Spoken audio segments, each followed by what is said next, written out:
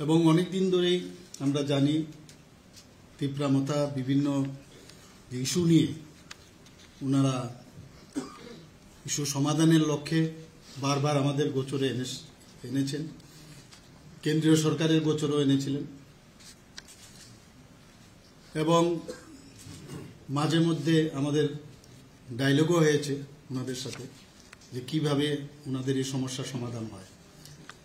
তো শেষ পর্যন্ত এই ঐতিহাসিক দিন আজকে এলো এবং সেই ঐতিহাসিক দিনে দিল্লিতে আজকে যে ট্রাইপার্টিট চুক্তি স্বাক্ষরিত হয়েছে, এর জন্য আমি সর্বপ্রথম আমাদের যশস্বী প্রধানমন্ত্রী নরেন্দ্র মোদীজি এবং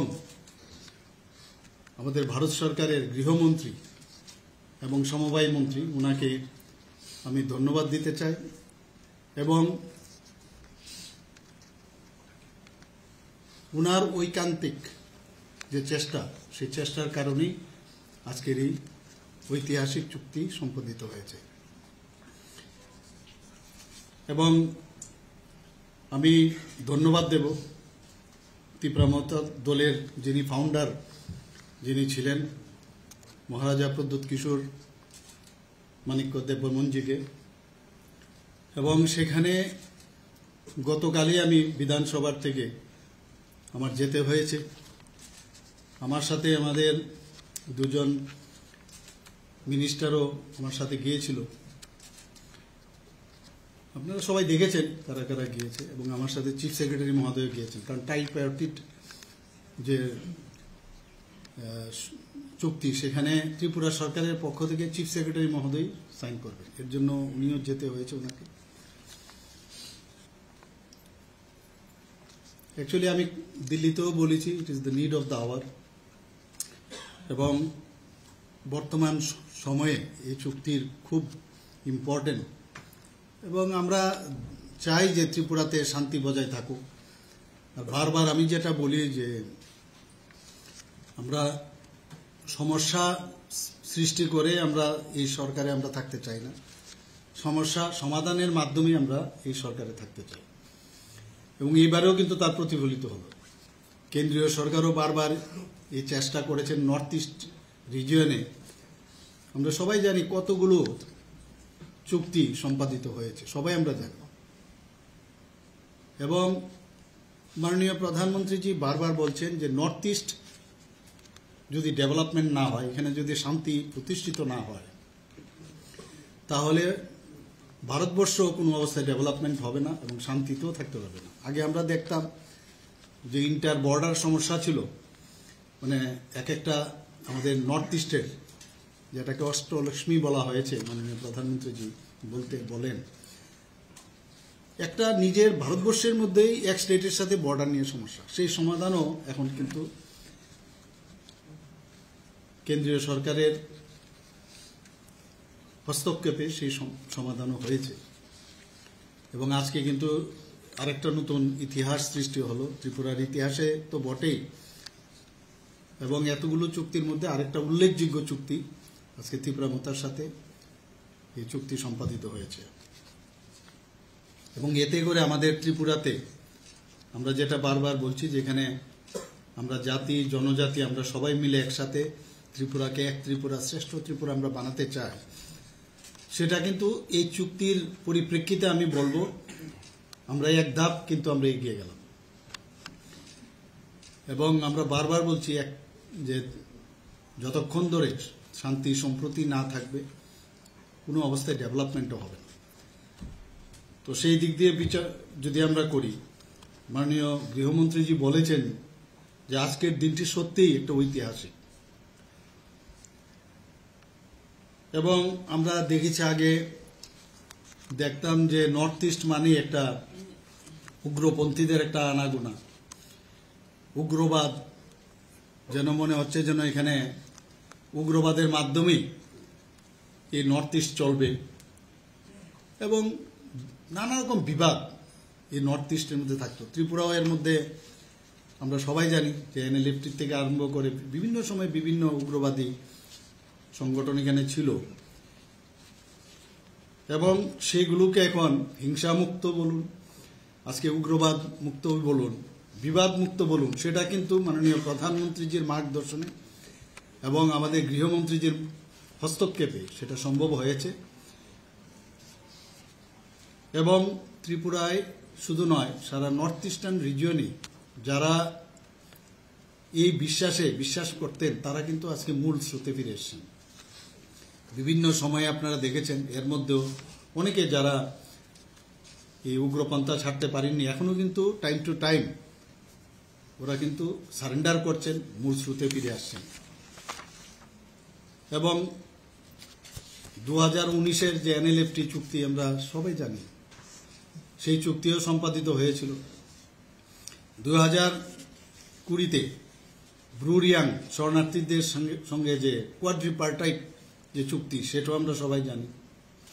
2021 সালে কার্বি চুক্তি, 2022 সালে আদিবাসী চুক্তি এবং পরে আসাম মেঘালয় আন্তঃরাজ্য সীমানা যে নির্ধারণ চুক্তি, সেটাও হয়েছে। 2023 সালে আসাম অরুণাচল প্রদেশ, সেখানেও বর্ডারের যে নির্ধারণ সেটা চুক্তিটাও হয়েছে।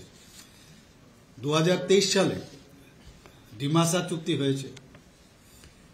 UNLF চুক্তিও পরে যেটা আলফা শান্তি চুক্তি, সেটাও হয়েছে। এবং আজকে এই আমাদের তিপ্রা মথার সাথে আমাদের চুক্তি হল। তো কত গুরুত্ব সহকারে কেন্দ্রীয় সরকার এবং আমাদের প্রধানমন্ত্রীজি, মাননীয় প্রধানমন্ত্রীজি মার্গদর্শনে আমাদের গৃহমন্ত্রীজি যেভাবে যে সমস্যা কিভাবে সমাধান করা যায়, সেটা কিন্তু বারবার আমরা দেখতে পাচ্ছি। এবং এতে করে এই যে আমাদের NDA সরকার আছে, সেখানে কিন্তু প্রায় 11টা ভিন্ন ভিন্ন যে আমাদের চুক্তি আছে, তার মাধ্যমে এই নর্থ ইস্টের একটা পিস যাতে থাকে, শান্তি যেন প্রতিষ্ঠিত হয়। এবং বিভিন্ন আমরা দেখছি সশস্ত্র সংগ্রামের কথা বলতো তারা, সেই সংগ্রাম ওরা বুঝতে পারছে এইভাবে কিন্তু কোনোদিন সশস্ত্র সংগ্রামের ডাক দিয়ে কোনোদিন মানুষের সমস্যার সমাধান করা যাবে না, এবং তারা মূল স্রোতে ফিরে এসছে। আমার বিশ্বাস এই চুক্তির মাধ্যমে যারা জনজাতি গোষ্ঠীর যাদের অধিকার নিয়ে কথা বলছে, সেগুলো আমি বিশ্বাস করি সেগুলোর আমরা সমাধান করব। এবং জাতি জনজাতি আমরা সবাই মিলে, কাউকে ডিপ্রাইভ করার আমাদের ইচ্ছেও নেই।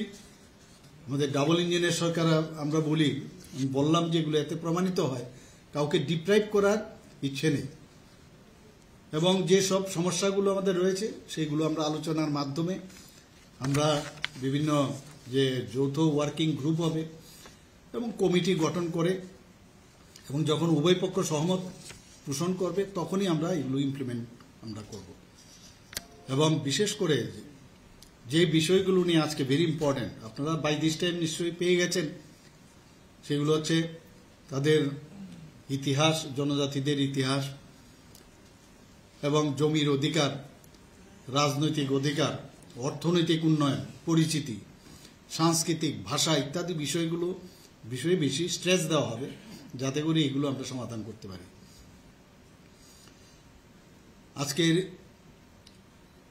যখন ওখানে চুক্তি সম্পাদিত হয়েছিল, সেখানে আমাদের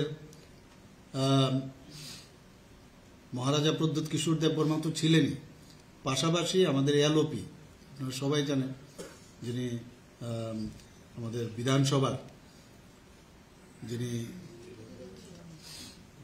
লিডার অফ অপোজিশন, উনি ওখানে ছিলেন।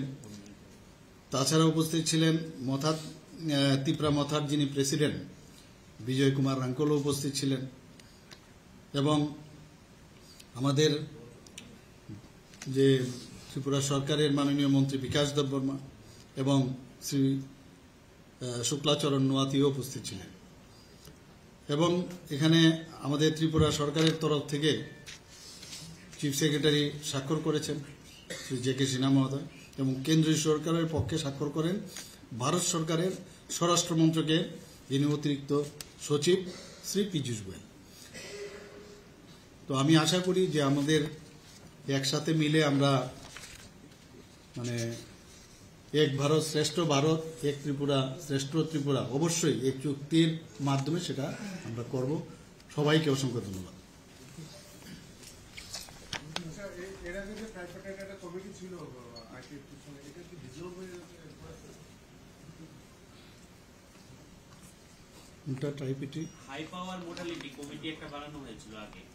না, এখন যেহেতু এটা আমাদের হয়ে গেছে না, তো ন্যাচারালি এখন নতুন করে আমরা বানাবো। ওইটা যে অবস্থায় আছে, কিন্তু এখন যেহেতু এটা আপ টু ডেট, তো ন্যাচারালি আমার মনে হয় এটার মধ্যে আমাদের স্ট্রেস দিতে হবে। আচ্ছা, আরেকটা প্রশ্ন হলো, জয়েন্ট ওয়ার্কিং গ্রুপ হবে, এটা কম্পোজিশন কি হবে, কবের মধ্যে হতে পারে?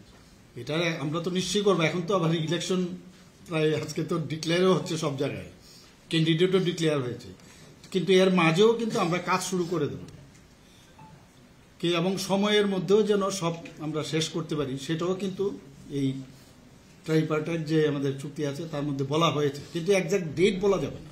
ইলেকশন আগে কি মানে ধরুন কমিটি ফরমেশন এবং কি মিটিং না, সেটা দেখবেন যখন যখন হবে, আপনারা তো নিশ্চয়ই তার খবর পাবেন। আমরা তো চেষ্টা থাকবে, কিন্তু যেহেতু ইলেকশন ঘোষণা হয়ে গেছে, মানে ঘোষণা হতে চলছে এবং আমাদের ক্যান্ডিডেট ডিক্লেয়ার হয়ে গেছে, তো ন্যাচারালি সবাই ব্যস্ত থাকবে এখন ইলেকশন নিয়ে। এর মধ্যে আমরা চেষ্টা করব যা যা টাইম টু টাইম আপনারা খবর পাবেন, কোনো অসুবিধার কারণ আছে বলে মনে হয়।